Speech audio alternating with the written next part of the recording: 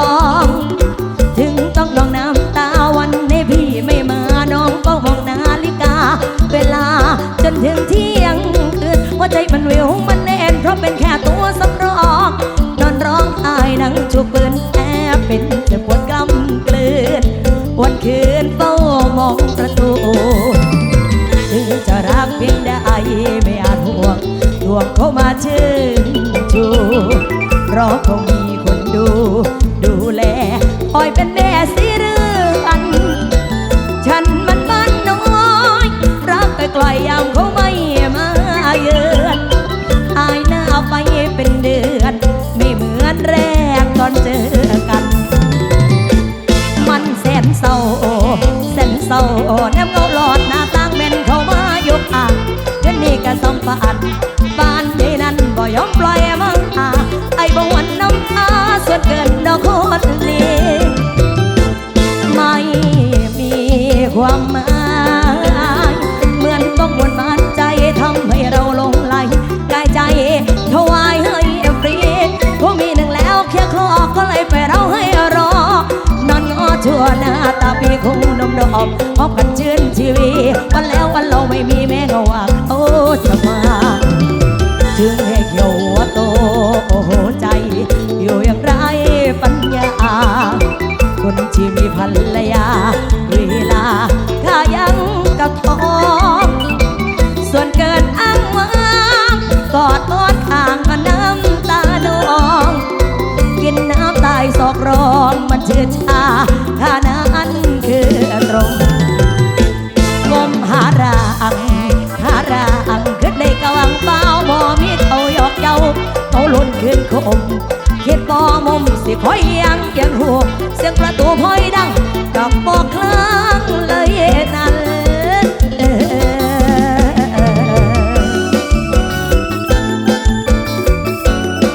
เจ้าแม่เจ้า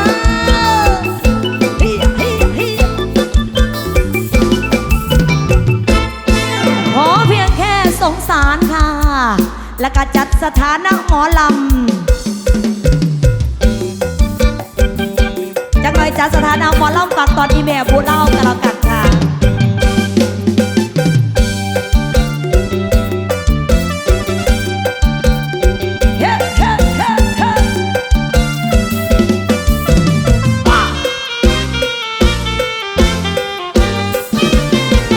ไอ้ฮักบ่ได้ก็อย่าฝืนใจเลยนะรู้ดีว่าบุญทำมาวาสนาไม่พอเป็นคู่เพียงได้รู้จักก็น้ำประบุญอุ้มชูน้องว่าไม่ทันคลองคู่รู้อยู่แก่ใจเสมอน้องหูตัวดีว่าเป็นผู้มาทีหลังรู้ดีว่าคงเลื่อนลากที่หวังทางรักของเธอได้มาพบอายเมื่อสายกันใจเพลมีเพียงสายตาเธอยามเจออายของแฟนน้องคงผิดเองที่ปล่อยหัวใจทลาบรู้ทั้งรู้ยังตามบาปกรรมเจ็บช้ำเป็นยาไปรักคนที่คงมีเจ้าของนั้นมาจุดจบก็คือน้ำตารู้ค่าของกรรมทำไมไอ้หักบ่ได้ไม่ว่าอะไรหรอกนะขอวอนแค่เพียงแววตาส่งมาหาด้วยความเมตตาไม่รับเป็นคู่ไม่ขอรบกวนมากมายไม่รักไม่ว่าอะไรขอเพียงสงสารก็พอขอบคุณรางวัลน้ำใจจากคณะทีมงานเจ้าภาพค่ะแก้วใบเก่ากับผ้าแดงพุ่นมาเดี๋ยวทยอยจัดให้นะคะไอ้หักบ่ได้ไม่ว่าอะไรหรอกนะขอวอนแค่เพียงแววตาส่งมาหาด้วยความเมตตาไม่รับเป็นคู่ไม่ขอรบกวนมาก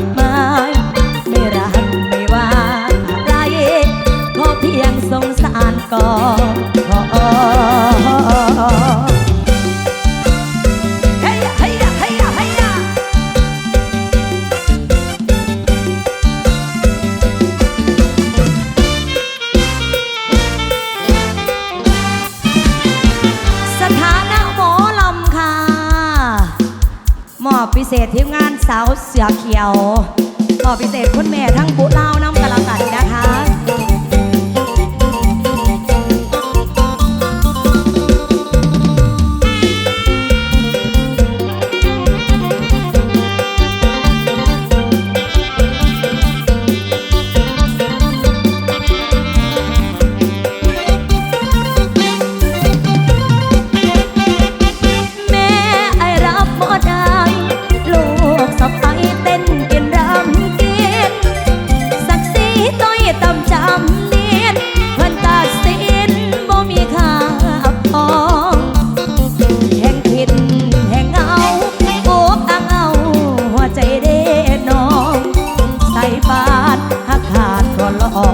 มีแต่ความท้อกับชีวิตรายวันเมื่อได้โชคเข้าข้างศรัทธาจางรายได้พอมีได้ยืนอยู่บนเวทีน้อมใส่ดนตรีส่งเสียงขับขานบางวันกล้ำเกลื่อนเห็นคณะอื่นเพื่อนขี่รถผ่านความรู้สึกอยากเห็นสถานน้ำตาไหลผ่านหาศอกหัวใจสถานหมอลำมันกับปองสำนีออกหน้าเวทีใส่มงกุฎเหมือนนางสาวไทยเข้าหลังเวทีผ้าเตียนแต่เกือบไปยืมเกือบหมูใส่ลมวงพักใจก่อนไปเยี่ยมส่งแฟนอ้างก็ขาดสะพานหน้าที่การงานก็ยังเลื่อนลอยชีวิตมีแต่การรอคอยใจดงน้อยต้องพึ่งพาเสียงแอนออกหน้าเวทีปัญหาโจมตีพออยากจนสิ้นแรงได้หัวใจอุกอังแค้นต้องกลอดบ่แม่นก็ต้องขออภัยขอเสียงคนมักมวนได้แล้วเจ้าทีมงานคนมักมวนจ้า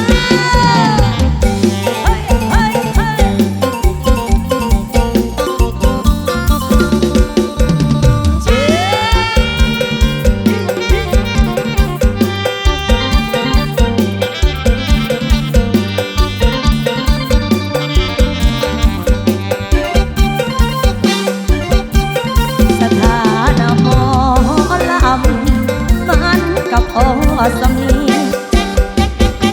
ออกหน้าเวทีใส่มงกุฎเหมือนนางสาวไทยเข้าหลังเว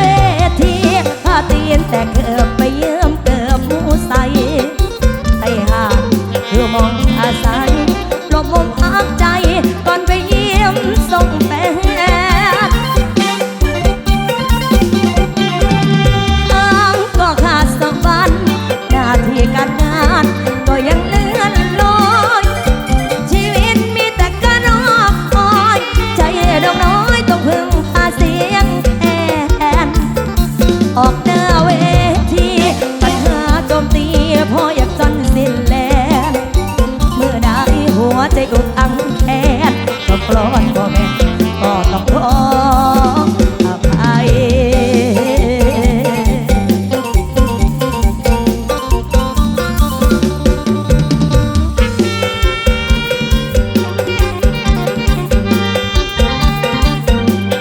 จบจากผลงานเพลงนี้ค่ะใส่เมฆใส่เสียงตามคำซ้ำจอง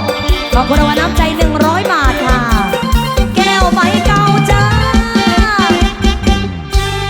จัดไป1ผลงานก่อนนี้แก้วใบเก่าค่ะพิเศษทีมงานเจ้าภาพใหญ่ของเราค่ะ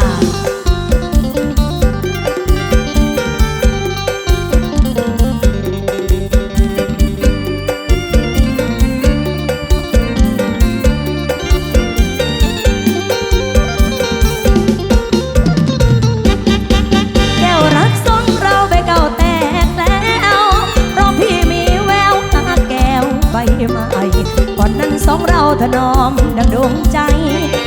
ที่ทุกมัน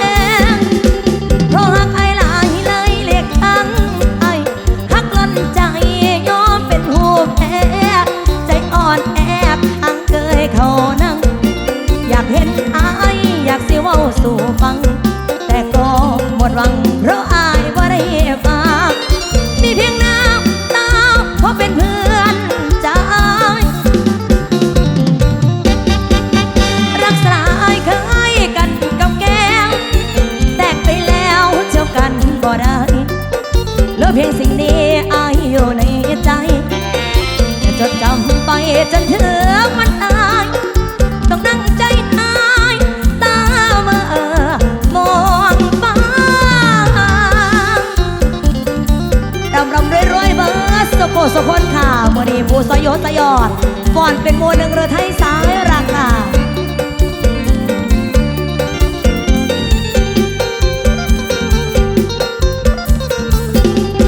เพราะหักไอ้หลายเลยเล็กทั้งไอ้หักล้นใจยอมเป็นผู้แพ้ใจอ่อนแอทางเกยเขานั่งอยากเห็นไอ้อยากสิเว้าสู่ฟังแต่ก็หมดหวังเพราะอายบ่ได้มามีเพียงน้ำตาเพราะเป็นเพื่อนใจรักษาอายเคยกันกับแก้วแตกไปแล้วเท่ากันบ่ได้แล้วเพียงสิ่งนี้อายอยู่ในใจจะจดจำไปจนถึงวันอายต้องนั่งใจหายตาเมื่อมองฟ้า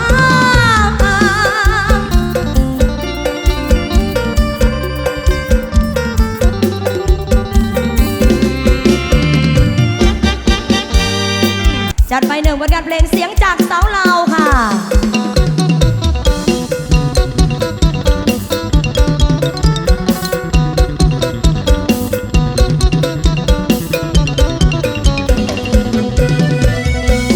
โยกแห้งๆสายแห้งๆเด้อพี่เด้อเชื่อเฮียเฮียดีใจได้รับจดหมายเขียนใจแล้วฟังเพลงถึงสาววางมาก็เมืองอ่างเงาก็จะมาได้กินใจสอดเอาขึ้นนอนและเจ้าเราผู้บ่าวฟังเอิญงานไหวประทานพระนมไปพาเดินจนเจ้าสาวเราอิ่มใจจังวันนั้นหลักคิดนอนบ่ไหวแต่จะฝันหลักคิดนอนบ่ไทยยันยันใจไอ้สิลืมสาวลาว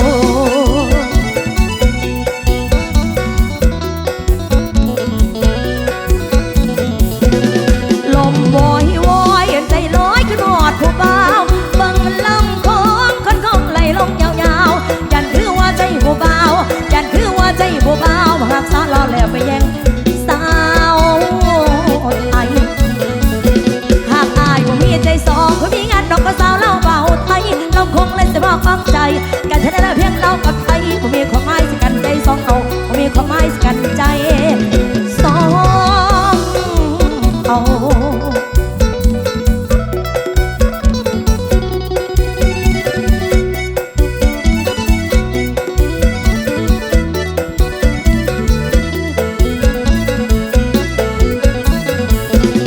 ลมโวยวอยใจลอยขึ้นหอดผู้บ่าวเบิ่งลำของคนของไหลลงยาวๆกันคือว่าใจผู้บ่าวกันคือว่าใจผู้บ่าวหากสาวเราแล้วไปแย่ง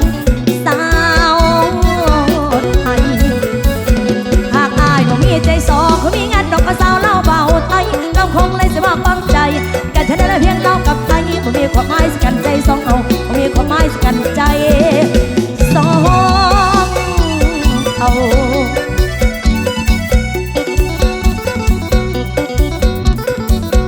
เชิญเปลี่ยนกันขึ้นเป็นกันลงค่ะขออนุญาตส่งในที่ต่อทางด้านพวกในรถสายต่อค่ะ หลานสาวเจ้าภาพครับในช่วงนี้ครับขอเสียงคนโสดดังๆนะเร็วเอิ้นหาน้องเขียวเดี๋ยวผมจัดให้ครับ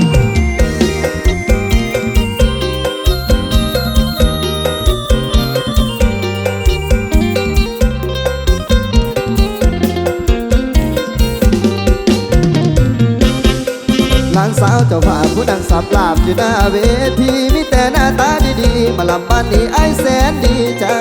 ถือดอกกุหลาบไม่ทราบว่าเตรียมไว้มอบให้ใครบางคนถือพวงมาลัยสองคอของอายยังว่างนะจัดงานยิ่งใหญ่มีแขกมากมายมาเอาบุญนำคืนนี้เขามีหมอลำมีสาวคนงามมาดังเธอเลยหลานสาวเจ้าภาพบ่ทราบมีแฟนหรือยังเล่าอายยังโสดเสมอถึงบ้างไหมขอเบอร์โทรหน่อยโอ้ยยิ้มเจ้าเพื่อให้ใช้เงาเต้นตุ้มเต้นเต้นโอ้ยยิ้มเจ้าเพื่อให้ใช้เงาเต้นตุ้มเต้นเต้นสวยเหลือเกินหลานสาวเจ้าภาพอยากทราบเธอนังใจยังบางอยู่บ่งามคำสอบผู้มาฟังแล้วมาในงานคืนนี้ตัวใช่นี่ศิลปินไต่ต่ำไปหาลำเจ้าเพื่อนบ่เคยพอผู้งานเจ้า ภาพใจดีแถมมีหลานสาวมากมายอย่าลืมปีหน้าป้าไม่จ้างผมมาลำในงานอีกนะสิบอกพี่นะคนสวยช่วยลดราคาปีนี้รับ250,000ปีหน้าสิลดให้240,000บ่ต้องมาจำแต่ต้องให้หลานไปทำสัญญาไอ้เองสินั่งเคยท่าเขียนใบสัญญาอยู่ดอนธานีพอดมือวันงานสองเราค่อยมาพอกันอีกทีมักหลานเจ้าภาพงานนี้มาลำปีอายก็ดีใจ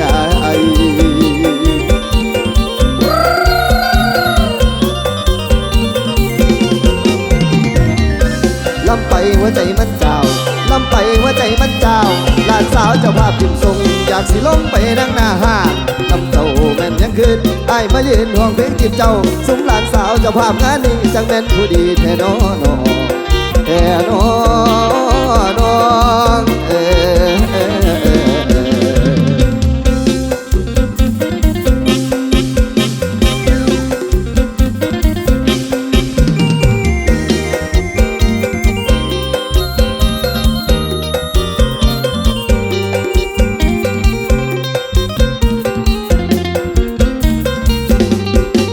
เกี่ยวข้าวคอยนางครับบทสื่อกันต่อครับในช่วงแรกๆเป็นผลงานกระหล่องกระล่ำครับ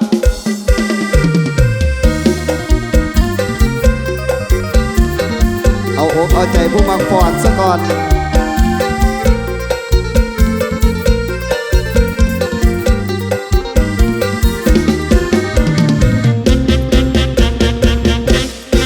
ทำแล้วนกกาบินกาปลางพี่ยังเกี่ยวข้าวอยู่หน้าคนเดียว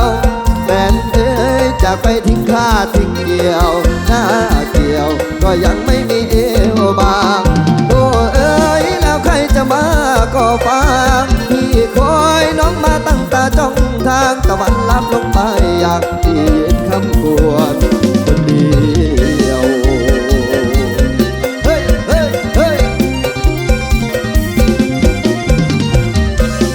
เดี๋ยวหาน้องเสือตาไม่มองแนมเจ้าถ้าป่าเห็นกระดาษแสงเสียวเสียงเจ้าดังคนยืนอยู่ต้นไต้ห่มจำป่าเงาอุ่นหาคือน้ำตาเสือเธอไปแล้วลืมคนก็อยู่หน้าพระรางตะบูตาตั้งทาง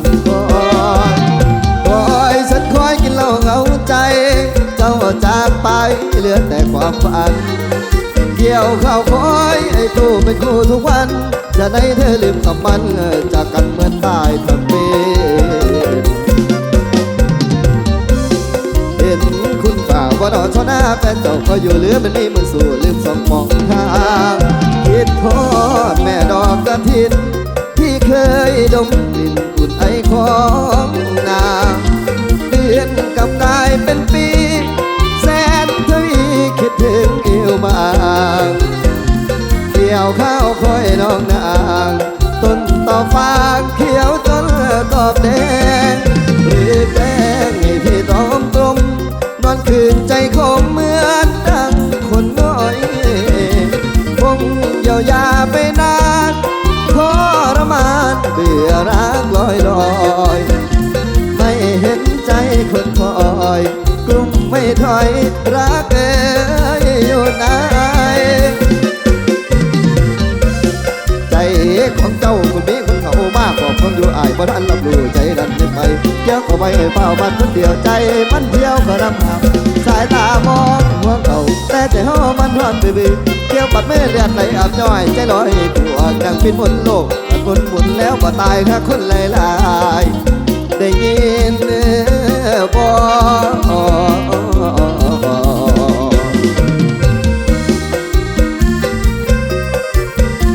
ขอบคุณรางวัลนำใจครับขอบคุณความรักความแพงจากพี่จากน้องเขาครับ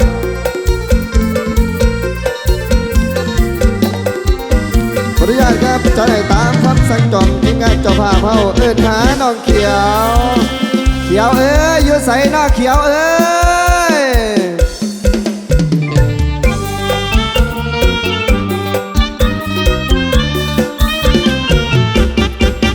จากไปเมื่อเดือนกุมภาเขียวจากบ้านมาอำลาบ้านตรงลาลับบ่เห็นกลับน้ออนงหลอกให้อายงงมารอท่าจนจอยบอกอายคอยตั้งแต่เดือน5ให้พี่ไปท่าสถานีรถไฟ เห็นหอดไงไอ้ยืนห้องไห้ขึ้นมาสาเขียวโอ้ยนอนนอนไอ้อ่อนเอาเสียงบอลบ่ราเป็นเวลาหลายเดือนลงมาหลายมือคือเป็นขาในนี้นะนี่ให้คือเป็นขาในนี้นะนี่ให้ในนี้ไกลจากบ้านผู้นั้นมือพอเมื่อไม่เอาเพื่อกันนึกว่าสงสารคอยวันกับส่งขึ้นมาพี่โตผมนี่มาเต็มที่เบิดทางโตผมนี่มาเต็มที่เบิดทางขันจะบอกขึ้นมาอย่าตะมุนปล่อยไม่ตายถึงบ่เหลือเห็นเธอหน้าก็นึกว่าสงสารคอยวันกับส่งขึ้นมาบ้านนั่นเลยมือแต่เธอหนีไปเที่ยวนั่นเลยมือแต่เธอหนีไปเที่ยวสิว่าน้องเขียวน้ำสกุลเปื่อยก็ดินมือมาปาดออกจากบ้านใส่กระโปรงสีแดงแงงในกิ้งส่งให้ซ้อมเอาไว้ไปสีหน้าผู้ตาดึงข้างหนึ่งไปสีหน้าผู้ตาบิดข้างหนึ่งไปหัวสีตึงเอกลักษณ์ต่อไปก็จำได้ง่ายดีพอได้เขียวเกิดมาในศาสตร์นี้สิว่าอยู่มันโดนสิขอลาบางคนไปอยู่บนเมืองป่ากลับมาเสด็จเขียวเด้อพี่ต้องการเธอให้ขึ้นมาหาพี่ตึงเขียวน้ำสกุลปื้อสีดำคือมือยังรักซึ้งตรึงใจให้ว่าน้องขี้หายสำหรับอ้ายบอกเคยได้ตัวเธอรักเดียวมีเพียงเขียวเท่านั้นเด้อเอิ้นหาจนเสียงเลยน้องได้ยินเด้อบอกขึ้นมาหาอ้ายสลานที่เตรียมเงินค่าทั้งของมันแม่คอยบ่ได้เขียวมาเป็นแม่บักคำน้อยชีวิตไว้คงมอยละแม่นตาย